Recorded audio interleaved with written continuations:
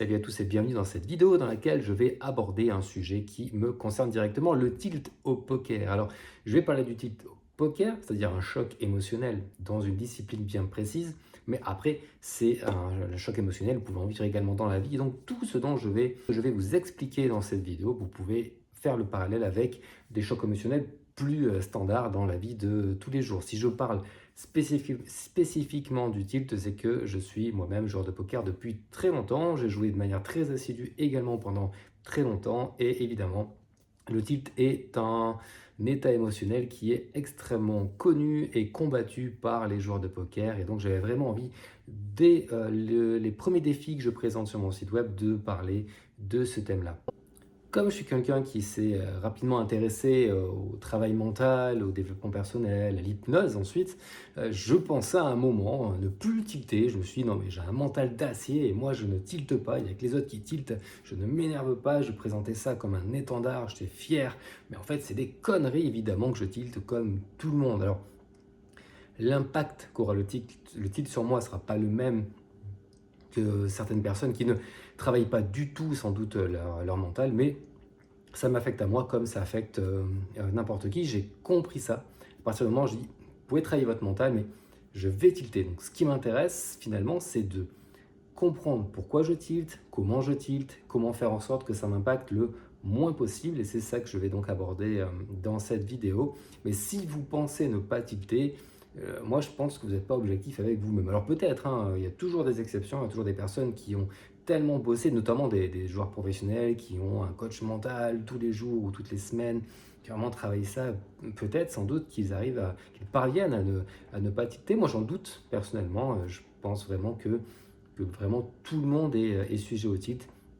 Et donc, il faut mieux essayer de l'aborder de la bonne manière, c'est-à-dire en l'appréhendant. J'ai donc choisi d'accepter le tilt et de travailler pour me permettre d'éviter au maximum les bagages que le tilt accompagne. Donc déjà, qu'est-ce que le tilt, hein? Le tilt est un choc émotionnel qui va faire prendre des décisions totalement irrationnelles aux joueurs qui le subissent.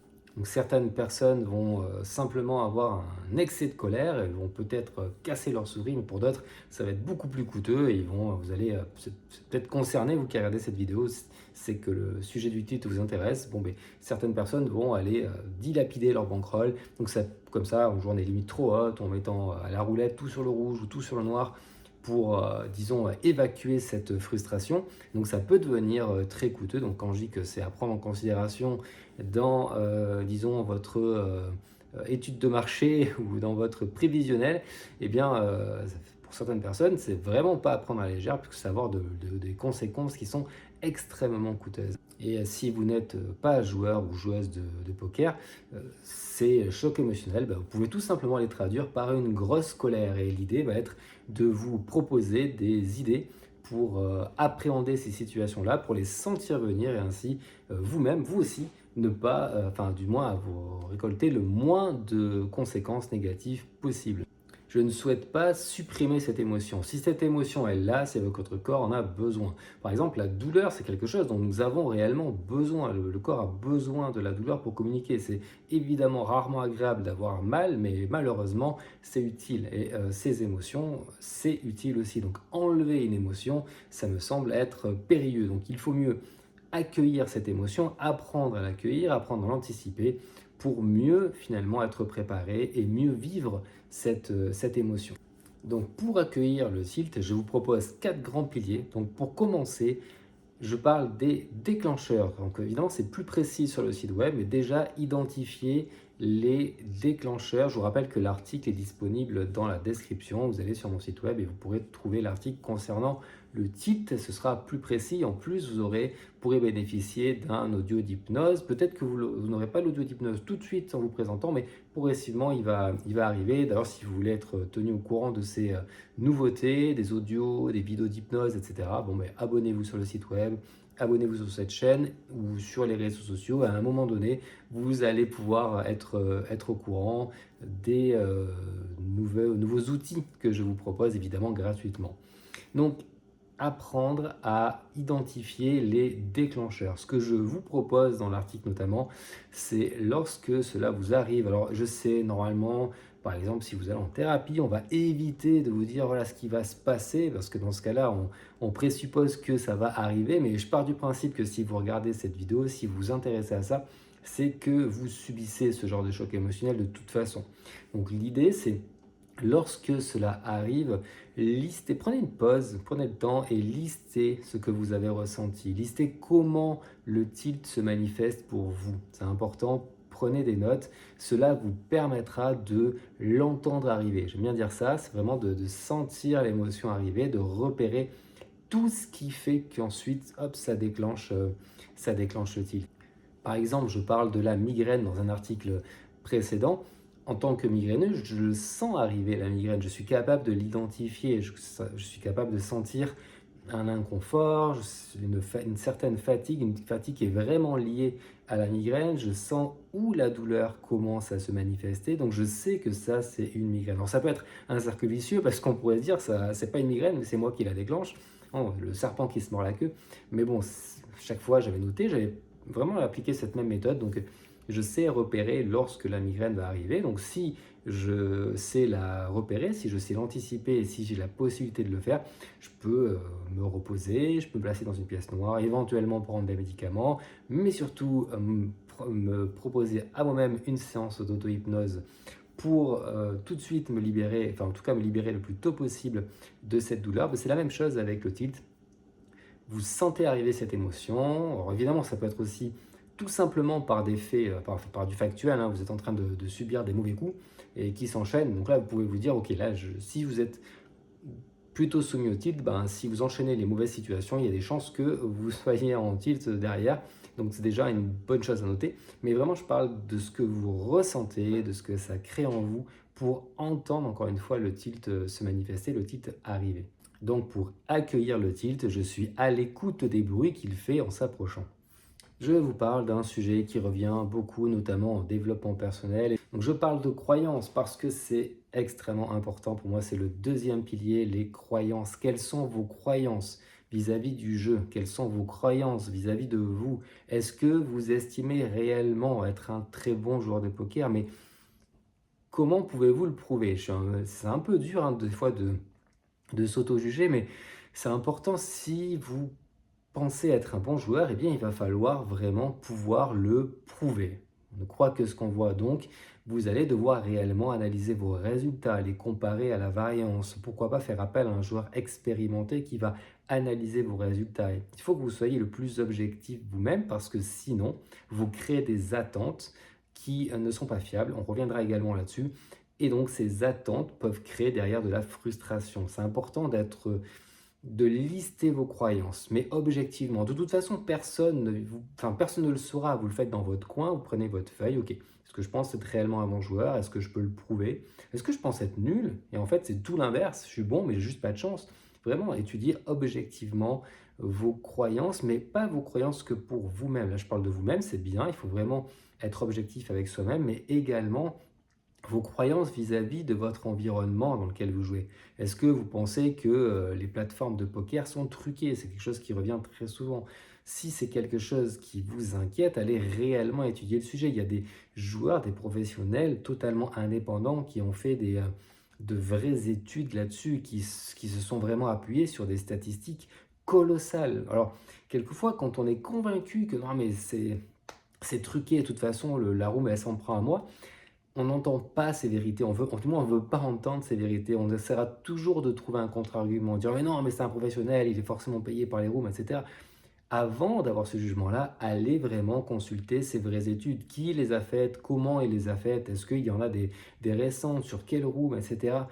Pas forcément pour vous rassurer, mais parce que là, je ne prends même pas parti. Franchement, chacun est libre de penser ce qu'il souhaite. Mais si ça vous impacte, eh bien, allons étudier le sujet en profondeur. Donc, je parle de ça, mais il peut y avoir plein de croyances autour de ça, autour du jeu. Donc, prenez le temps de lister vos croyances pour vraiment, finalement, éliminer au maximum la frustration qui, évidemment, va conduire à des chocs émotionnels. Donc, pour résumer, deuxième pilier pour accueillir le tilt, je suis objectif avec moi-même. Troisième pilier important pour moi, le troisième, j'ai oublié. Votre état physiologique. Soyez encore une fois objectif avec vous-même. Quel est votre état physiologique? Est-ce que vous mangez bien? Est-ce que vous dormez bien? Alors, ça, c'est deux choses simples. Mais est-ce que vous faites suffisamment de sport, etc., etc. Et là, je vais aborder quelque chose d'important, encore une fois. Si vous regardez cette vidéo, peut-être que vous vous intéressez à la médecine douce, au développement personnel, etc. Et vous entendez des voix qui vous disent il faut manger comme ça, il faut boire comme ça, il faut boire autant, il faut boire tant de litres d'eau par jour, il faut se coucher à telle heure, il faut bien dormir. Oui, il faudrait vivre dans un monde idéal. C'est génial si vous y arrivez. Je sais qu'il y a des personnes qui arrivent qui ont une rigueur, mais incroyable. Mais c'est pas tout le monde qui peut arriver à faire ça. Ce qui est bien, c'est déjà d'arriver à faire des efforts. Moi, par exemple, je sais qu'au niveau alcool, je me bois mon petit verre toutes les semaines. Je ne m'enlèverai pas ça. Je sais que ça serait bien de ne pas boire du tout. Et moi, j'aime bien boire mon petit apéritif en fin de semaine. C'est mon plaisir. On ne va pas commencer à enlever tous les plaisirs. On dit, ouais, il faut bien dormir, il faut dormir tant d'heures par nuit, etc. Mais si vous avez un travail qui vous stimule pas plus que ça, et que vous avez envie de profiter le soir pour faire d'autres choses, et donc ça fait que vous vous couchez plus tard, peut-être que vous avez même un travail qui fait que vous êtes obligé de pas bien dormir, etc. Vous pourrez pas changer votre planning, vous pourrez faire au mieux quand même comment dire, optimiser votre temps de sommeil, mais globalement, bon, ben, vous pourrez pas faire grand-chose. Il faut arrêter de culpabiliser avec ça. Vous êtes un être humain, vous êtes une être humain, et à partir de là, eh bien, vous faites ce que vous pouvez. Donc, on va peut-être pas changer tout, on va peut-être pas changer votre alimentation, peut-être pas le temps de manger correctement le midi, bah, vous mangez un sandwich rapidement, vous savez que vous devriez cuisiner et manger des aliments qui ne sont pas transformés, etc. Vous faites au mieux, chacun fait au mieux. C'est bien d'être au courant. Moi, je prends toujours l'exemple des fumeurs. On leur dit, ouais, fumer, c'est mauvais pour la santé. C'est écrit en gros sur les paquets. Il y a des images dégueulasses avec des dents détruites, des fois des cancers, etc. Et les fumeurs, ils savent très bien que c'est mauvais pour la santé, hein. Ils vous diront quoi? Oui, c'est un plaisir, etc. Les gens sont pas cons, ils savent qu'ils dorment pas bien. Ils savent, je sais que je dors pas bien, pas assez. Je sais que je mange pas comme il faudrait manger. Je sais que je fais pas assez de sport. Je fais de mon mieux, je vais au sport, je bois le moins possible. J'essaie de boire de l'eau tous les jours comme il faut. Je fais de mon mieux, mais on n'est pas parfait. Donc prendre conscience de ça, on n'est pas parfait, on fait au mieux. Je vous invite évidemment à faire le mieux que vous pouvez, hein. Si vous êtes, encore une fois, extrêmement rigoureux, extrêmement rigoureuse, ben, tant mieux pour vous, bravo, félicitations. Mais si vous faites partie des gens normaux, je dirais presque ça, eh bien, vous n'êtes pas parfait. Et à partir de là, c'est mieux de comprendre les conséquences de tout ça. Donc lister, ok, je ne dors pas assez, ça c'est un point important, je ne dors pas assez, donc je manque de sommeil. Si vous manquez de sommeil, votre temps d'attention, votre temps de concentration, votre résistance face au stress, etc., sera forcément impacté, et donc simplement le prendre en compte pour planifier vos sessions.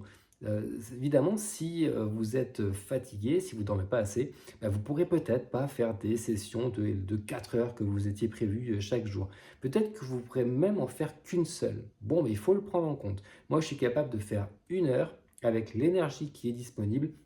Voilà, je peux consacrer 1 heure à ça. C'est pas dire j'ai ce temps de disponible pour jouer au poker, donc je vais tout mettre dedans parce que je me suis fixé des objectifs, etc. Mais est-ce que réellement je vais être efficace pendant ces 4 heures? Ça, je pense que c'est beaucoup plus important. Donc, être encore une fois objectif avec soi-même, hein, on revient sur le pilier 2. Et sur ce pilier 3, lister encore une fois ça. Qu'est-ce que je ne fais pas assez? Est-ce que je bois assez d'eau? Est-ce que je dors pas assez? Et donc, toutes les choses que je ne fais pas assez bien apparemment auront un certain impact, et donc je vais m'adapter à ça. Je manque de sommeil, eh bien je vais jouer moins longtemps parce que sinon mon niveau de concentration, mon niveau de résistance au stress et donc au choc émotionnel, eh bien sera bien plus minimisé. Donc si je joue moins longtemps, je serai beaucoup plus optimal pendant cette période-là. Donc pour résumer, pour accueillir le tilt, j'ai conscience en mes facultés physiologiques. Quatrième pilier, quatrième pilier, les attentes. Et ça, c'est dans la vie, c'est pas que au poker. Vous avez des attentes. Et au poker, c'est extrêmement pertinent. Vous avez eu des résultats régulièrement qui étaient très bons, donc vous vous êtes dit, c'est bon, j'ai ces résultats-là, donc maintenant, je me suis inscrit à une formation, je sais que je joue bien, etc. Je vais planifier comme ça que je vais gagner 2000 $ par mois au poker. Et puis, finalement, les semaines suivantes, alors que vous avez fait des bonnes sessions précédemment, eh bien, vous stagnez. Vous stagnez, vous n'arrivez pas, vous prenez peut-être 100 $, 200 $, 500 $. Au début, vous dites j'ai pas de chance, et, enfin, sûrement, et puis après, vous commencez à douter, etc. Tout simplement parce que vous n'avez pas pris le temps de créer des objectifs qui soient crédibles, des objectifs qui correspondent réellement à vos capacités. On revient sur le deuxième pilier, la capacité à être objectif avec vous-même. Est-ce que vous avez réellement les compétences qui sont liées à vos objectifs? C'est quelque chose qui revient très souvent, la définition d'objectifs, qui soit réalisable, mesurable, quantifiable, etc. Mais là, je parle simplement des attentes. J'en parle souvent en hypnose, pardon. Il y a beaucoup de gens qui ont des attentes en hypnose parce qu'ils ont vu Mesmer à la télévision. Donc, ils se disent que s'il ne se passe pas à la télévision ce qu'ils ont imaginé dans leur tête, c'est que l'hypnose ne fonctionne pas. Voilà, c'est radical. Alors que tout simplement, c'est une mauvaise compréhension de l'hypnose et c'est pas une critique. Si on s'y intéresse pas plus que ça, on fait confiance à ce qu'on a vu. Alors que l'hypnose, c'est heureusement bien plus complexe que ça, bien plus intéressant que ça. C'est pas que l'hypnose de spectacle. Donc c'est simplement que les attentes ne sont pas en adéquation avec la réalité. Donc est-ce que vos attentes sont en adéquation avec votre propre réalité? Il va falloir être objectif avec vous-même et encore une fois, analyser réellement, sérieusement votre jeu pour avoir des attentes qui sont réalisables, qui sont crédibles. Parce que si vous vous attendez à gagner 2000 par mois et que finalement vous stagnez, que vous arrivez à être un peu bénéficiaire, voire vous perdez un petit peu, ça va forcément vous démotiver, ça va forcément créer des mauvaises croyances. On revient sur la note des piliers, vous allez dire c'est truqué, ou alors carrément vous allez dire je suis nul, ou alors j'ai pas de chance, mais vous allez créer toute cette croyance, alors que non, c'est juste que vous avez un niveau pour le moment qui est lié à tel objectif, tout simplement. Donc je pense, de mon point de vue, que c'est mieux de se fixer des objectifs crédibles en se disant ok, objectivement, avec mon niveau actuel, c'est vrai, j'aurais aimé pouvoir prétendre à 2000 par mois. J'avais dit à mes potes que ouais, moi c'est bon, j'ai tout compris, je vais gagner ma vie au poker et tout. Mais en fait, pas encore. C'est un objectif qui est réalisable, c'est encore un objectif de long terme de se dire ok, j'ai envie vraiment d'être un gros joueur gagnant à ce jeu. Ça me passionne, je vais mettre toutes les chances de mon côté, je vais travailler et puis à un moment, je vais arriver à dire ok, là c'est bon, au bout de tant de temps, je peux réellement avoir comme attente de gagner ma vie tous les mois. Je pense qu'il y a plein d'autres domaines pour gagner sa vie que le poker, mais là évidemment je m'adresse à des joueurs de poker. Je pense que c'est plus intéressant de se dire, être conscient de son niveau actuel, déjà de comprendre que c'est pas si simple de gagner sa vie à un jeu de hasard. C'est quand même pas tout le monde qui y arrive, je crois qu'on parle de 2-5%, quelque chose comme ça, enfin c'est vraiment des petits pourcentages. Par contre, ce qui est vrai, c'est qu'en travaillant dur à ce jeu, vous pouvez dégager des bénéfices, ce qui est rare, parce qu'il y a quand même très peu de passions pour lesquelles vous allez pouvoir gagner de l'argent ou au moins ne pas en perdre. Alors, la différence, c'est qu'au poker, vous pouvez en perdre beaucoup, donc il faut faire vraiment très attention. Évidemment, encore une fois, être objectif avec vous-même, ne pas dépenser l'argent que vous n'avez pas, etc., etc. On n'est pas là pour parler d'addiction, de mauvaises conséquences liées à ce jeu, mais si on parle juste de passion, si vous êtes passionné de manga par exemple, les mangas, je sais parce que je me suis intéressé moi-même, ça coûte très très cher d'être passionné de manga, vous allez dépenser beaucoup d'argent. Le poker, si vous êtes rigoureux, si vous travaillez dur, etc., ça peut au moins ne pas vous coûter d'argent. Ce qui est déjà super sympa.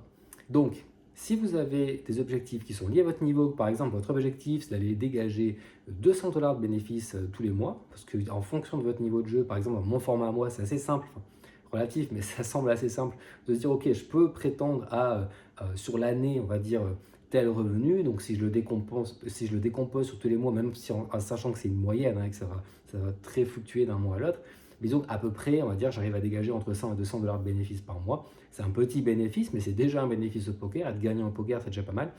Et donc, à partir de là, vous allez pouvoir avoir des attentes qui sont réelles et donc des résultats aussi qui sont réels. Donc, quand vous allez finalement ne gagner que 50 $ sur les 200, ça aura beaucoup moins d'impact que si vous en gagnez 50 sur 2000. Ça paraît très simple ce que je dis, mais c'est vrai.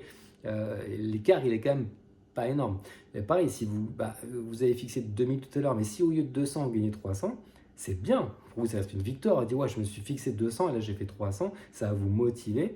Alors que si vous avez gagné 300 quand vous étiez fixé 2000, vous allez penser que vous êtes nul. En fait, non, c'est juste que vos objectifs n'étaient pas concordants.